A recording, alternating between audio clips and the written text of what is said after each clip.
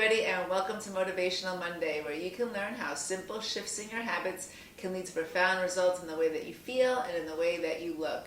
If you've been watching my videos this summer, then you know that not too long ago I published a video about my breakfast pantry, the foods that I keep on hand every week so that I can start my day with a lot of energy, stamina, that helps me keep my metabolism steady, helps me burn fat, stay focused, all of those great things so that I can live my life in the most vibrant way possible. So as I mentioned in that video, I wanted to also tell you about my lunch pantry so that you can understand what I keep on hand, the staples that I have all the time, how I use them interchangeably, how I create homemade delicious meals that not only make me feel good, nourish my body, but they're easy to combine, easy to create healthy recipes that I could just do in about half an hour, and then I have great food to last me, to bring to work and last me the whole day. So I wanted to go through these with you and then show you the variety of things that you can make with just these basic ingredients.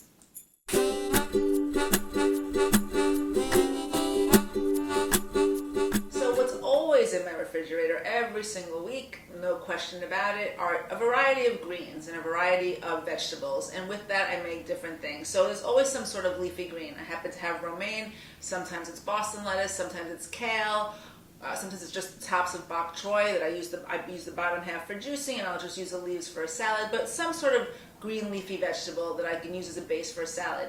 I'll often keep cabbage on hand because this is so versatile. I can make a salad out of it, I can add it to my salads, I can make coleslaw out of it, like an Asian style coleslaw so it doesn't have mayonnaise or sugar. I can also add it to soups. There's so many things that I can do with cabbage, so I often will keep that on hand as well. I always have either scallions or red onion or both because that kicks up the flavor of salad, gives it a really nice flavor. Tomatoes, cucumbers sometimes I can add to salads, or I can make a salad of just cucumbers, which I'll explain to you in a moment. I always have herbs. I find herbs the most fantastic thing you can add to a salad to kick up flavor without adding or without having to use lots of bottled dressings and giving it a really nice robust taste with, again, not a lot of ingredients. So I happen to have today parsley and cilantro. Sometimes it's dill. I happen to grow basil because I want to make pesto later in the year. So herbs are a very big part of my diet. They're very nutritious. They have a lot of health benefits. So that is something that I always keep on hand as well. Then I have my proteins. So I keep nuts and seeds because that's a great thing to add to salad, not just for crunch, which is a really nice thing to have, but also for nutrition. So pumpkin seeds, which I often add, have zinc in them. Pine nuts contain something called phenolenic acid, which helps to suppress appetite. So if you eat them, you will find that you get full really fast, which is a really nice advantage. Plus you get all those wonderful health benefits from the oils in the pine nut. I always have eggs, whether I have them for breakfast. Sometimes I'll grab a couple of hard-boiled eggs and take them to lunch, which I will also go over with you in a moment. I'll keep cans of beans because they're always organic. I rinse them out, and with that I can add it to my salads, or I can make a salad with just the beans. I always will have either salmon or chicken in the house, usually salmon. Many of my meals are vegetarian, vegan. Once in a while, I feel like I need a little bit more protein if I have a particularly difficult day or a particularly long day, and salmon is a great brain fuel food, so I'll keep that on hand a lot.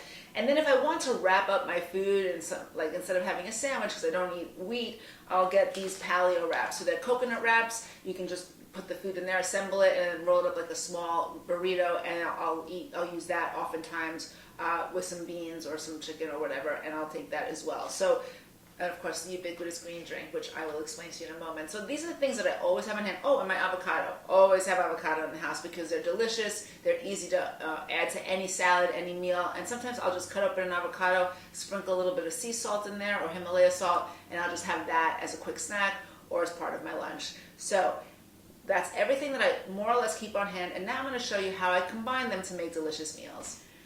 So every recipe I'm about to mention is already on the website in the archives. If you're watching this video on YouTube, then you just simply have to click on the link below this video and it'll bring you to my website where you can do a search and find these recipes for yourself. So one of my favorite recipes that I often make because it's just so easy, so delicious, so nutritious is an Asian chicken salad. So basically shredded cabbage, scallions or red onions. I put pumpkin seeds in there. I put cilantro in there.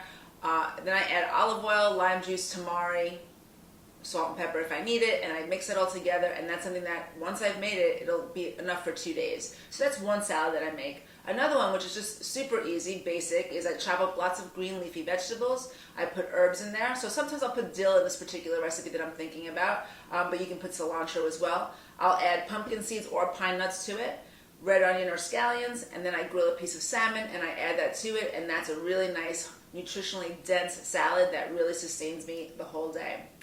A third option that I make from time to time, because I don't make it all the time because it's a little bit too starchy, but I do love it and enjoy it, and it's not only great for lunch, it's also really great to take to parties as an appetizer or to make when you're having a party. People really love it, is a 3-bean salad. So you can make it with just 1 can of beans, or you can get 3 beans and make that together, but that's also in the archives. That salad you can eat on its own. It's totally fine that way. You can also make it, chill it, put it on a plate rather, and then put a piece of grilled salmon on top of it, and that combination is really delicious. So that's another lunch that you can make. Additionally, like I said, you could use these wraps and make any of those dishes and then just wrap them up. Like, you know how you get a Caesar salad chicken wrap? You could do the same thing in one of these wraps with one of these delicious recipes. Another thing that I do, because I have this real peculiar thing that I don't like cucumbers in my salad necessarily, but I like a cucumber salad. It's a weird little paradox that I have going on. But what I do is I make a sesame cucumber salad. So I'll peel this, slice it thin, add some sesame oil, tamari, pumpkin seeds, a little bit of rice wine vinegar, salt and pepper, and that is an amazing salad that is great if you need volume, but you don't necessarily want a lot of calories. So that's something that I often make, and it is also in the archives. Avocado, I add to my Mexican salad. So a Mexican salad is greens, it's cilantro, it's black beans, scallions or red onion, and then I will add to it the avocado, like I said, and a little bit of grilled chicken. So I put that in there, and that's another really delicious salad that I can take to lunch, and I can have that with endive, or I can have that with rice crackers if I need it.